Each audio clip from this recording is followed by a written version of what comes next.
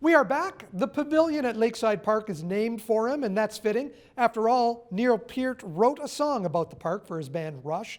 Soon the pavilion will also be joined by a memorial to the drummer. Here to talk about that is the chair of the task force, Dave DeRocco. Welcome to the program, Dave. It's a pleasure, Mike. Good to see you. Great to see you. Hard to believe that Neil Peart has been gone now over a year. It really is. I mean, 2020 went by so quickly for a number of reasons, but the fact that it's been a year without Neil on this earth doesn't seem real, considering how real the music still is.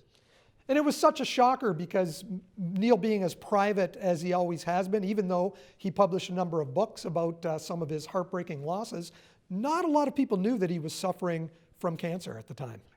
No, it was kept really close to the vest in the Rush camp for obvious reasons. I mean, Neil being a private person for sure, didn't want the world to know what was going on. That's what I think is so shocking to all of us as fans, that it happened so quickly we didn't really realize.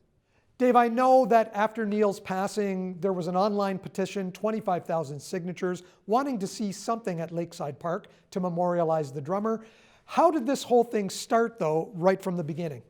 We had, in fact, met with the city of St. Catharines back 3 years ago to see if we could honor Rush in Lakeside Park as part of their 50th anniversary. That kind of went silent for obvious reasons. We know why now. So when the committee was struck, it sort of came out of that groundswell of passion and love for Neil upon his passing. So we struck the committee up really quickly, but of course nothing happens fast. There's a lot of city protocols we have to adhere to, but we're right at the point now where the request for proposals to artists is out, and we're almost ready to launch the donation portal, where all the people who have said they want to contribute will certainly be welcome to contribute. With the committee together meeting on this, what are some of the ideas that you have banded about? Can you share that? In terms of ideas, they've been endless. We've seen statues, we've seen people send paintings and all kinds of elaborate tributes. But what we don't want to do as a committee is handcuff the artistic expression of those who might submit. So we haven't really guided them in any way other than to say it's going to be in Lakeside Park, and there's a couple of possible locations. We consciously didn't narrow it down to one location because we wanted the artistic vision of the artist to look at the space and then kind of decide what the best expression of art might be. I imagine that the budget will be commensurate with the final plan. Is that the idea? And what are the timelines on this?